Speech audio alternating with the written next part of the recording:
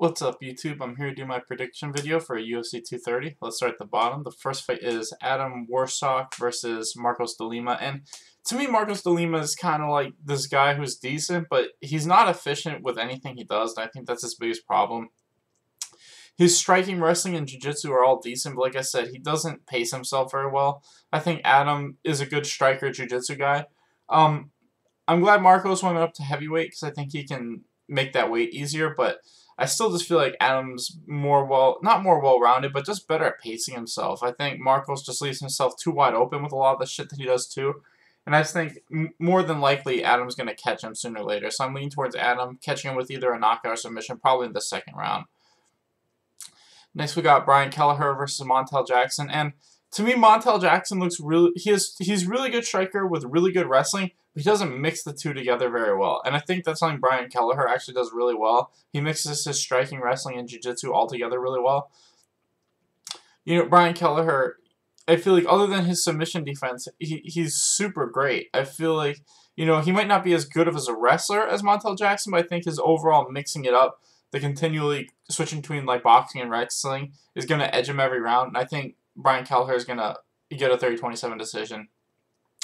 Next we got Shane Burgos versus Kurt Holobaugh. And to me, Kurt is kind of like a striker, grappler kind of guy, but I think Shane Burgos, his like striking takedown defense are too good. I think Shane Burgos, you know, he's shown he's a really great striker. He takes a little too many hits, which is kind of what happened in his last fight, but I think his striking and his power and his overall takedown defense are better than Kurt's striking and takedown offense. So I'm leaning towards Shane. I think he's going to win by knockout probably. Next we got Matt Florio versus Lando Vannata. And this is basically two strikers going against each other. I feel like Matt's probably the better grappler, but he likes to strike, and I think that's what's going to hurt him. I think that he's going to try to strike with Lando, and I think sooner or later Lando's going to land a counter shot and knock him out. I think we saw that in Matt's debut. He went up against a really good striker, and instead of just trying to take it to the ground, he stood with him and got caught. And I think the same thing's going to happen. I think Lando's just the better striker, and I think sooner or later Lando catches him with a punch and wins by knockout, probably in the first. Next, we got Ben Saunders versus Lyman Good. And to me, I feel like Lyman Good should win this fight. I think he's really good. I thought he won his last fight, even though he lost by decision. The only thing is inconsistency. He hasn't fought a lot since he came to the UFC. I think he's fought twice in like 3 or 4 years. This is like his third fight. I don't know where he's at injury-wise, and that's something kind of scary. Ben Saunders, you know, he's obviously not in the prime of his career anymore. He's still decent. It's just he's not as great as I thought he was. But like I said, like I want to pick Lyman Good. I just don't feel confident in that pick because of how little he's been fighting. And because of that, I have to kind of lean towards Ben Saunders. Like I said, if Lyman Good had been more active, I feel like he would win this fight easy. And he probably might win this fight, but like I said, I'm just too afraid of his inactivity to pick him. So I'm picking Ben Saunders to win by decision.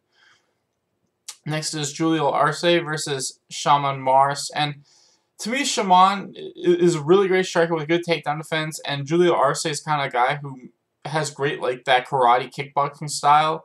And he mixes up his like wrestling and jiu-jitsu really well.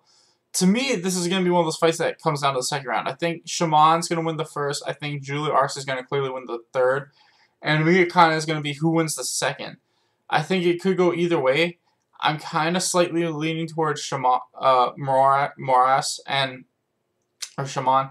I think Julio Arce is a really good up-and-comer, but I just feel like Shaman is so good with his striking and takedown defense, especially early.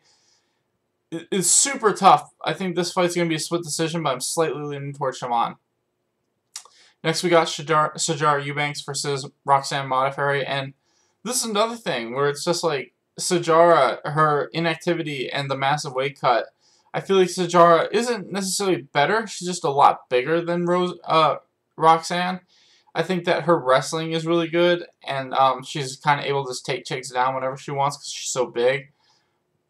That could happen in this fight, but I'm just leaning towards Roxanne. I feel like Roxanne looked really great in her last couple fights, and I just think she's on the upswing.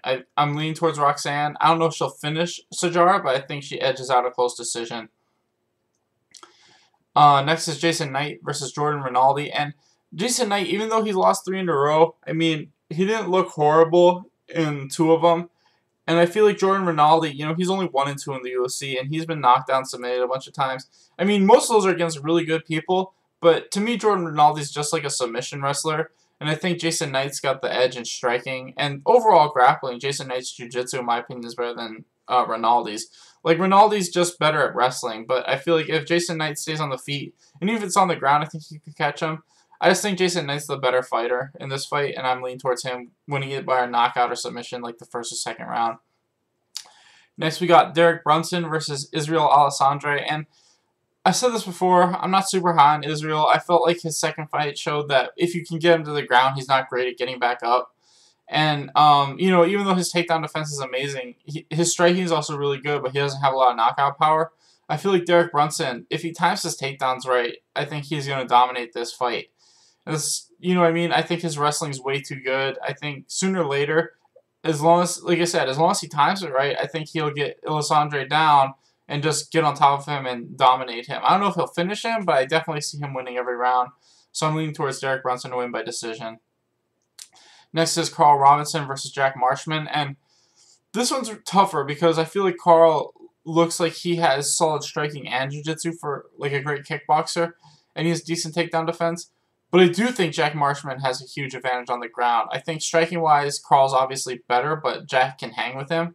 I don't know if Jack can get this to the ground, but if he does, like I said, I think that he does have a big advantage there. This is super tough. I think this one is probably slightly leaning towards Carl, but I will go with Jack. I just think that, like I said, I think the ground variable is just too big, and if he gets it there, he can submit him. So I'm going to go with Jack Marshman. I say he wins by submission in like the second round. Next, we got Dave Branch versus Jared Cannonier. And to me, Jared's a good fighter. He fought at heavyweight, then he moved down to light heavyweight, and now he's moving down to middleweight. And, to me, he didn't seem like he was that small of a light heavyweight. I wonder if this weight cut's going to be too much. I mean, he's going to be a big middleweight probably, but I think Dave Branch is just too good everywhere. I think Dave Branch is the better wrestler overall and the better grappler overall for sure. Boxing-wise, they're probably about even. Jared probably hits harder, but I just think that if David Branch gets this to the ground in any situation, he's better. And like I said, I have no idea how big this weight cut is for Jared, and he's taking this fight on short notice, so I think that's a big issue too. So I'm leaning towards David Branch. I think he gets a takedown early and wins by submission in the first round. Next, we got Chris Weidman versus Jacare Souza, and to me, the big difference with these two is they've both gone 3-3 in their last 6. But Jacare has, 2 split decision losses that easily could have went his way, as where Chris Weidman got knocked out in all 3 of those losses.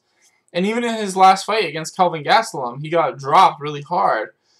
And it's one of those things where striking-wise, it's probably about even. Chris is probably a little bit better. But does Jacare have the power to knock out Chris? Yeah, absolutely. And overall grappling-wise, I give the edge to Jacare. I mean, wrestling-wise, Chris has got the advantage for sure. But like I said, I wonder about Chris's chin just because how many times he's been knocked out recently and almost got knocked out against Kelvin. And I mean, the way he beat Kelvin was he was just taking him down and riding him, kind of. He's not going to do that to Jacare. Jacare is probably going to catch him with something. So I'm leaning towards Jacare. I think that his striking is just good enough to where he can probably catch Chris. And if it goes to the ground, I definitely think he'll catch in a submission. So I say Jacare wins by probably first round finish. Finally, we have the main event, Daniel Cormier versus Derek Lewis. And, Derek Lewis is all right. He's a funny guy. He's a decent fighter. My biggest problem is the way he wins fights a lot of the times is he just has enough energy to swing big punches towards the end of fights. I mean, it's one of 2 things with Derek Lewis. He's either going to catch you in the first round or he's going to survive enough to just catch you late. He's not going to be able to do the second in this fight because Daniel Cormier is just going to ride him. This is going to be like the Sean Jordan fight, in my opinion, where Derek Lewis is going to have like a round and a half to catch Daniel Cormier, and if he doesn't, he's just going to get submitted with like a rear naked choke.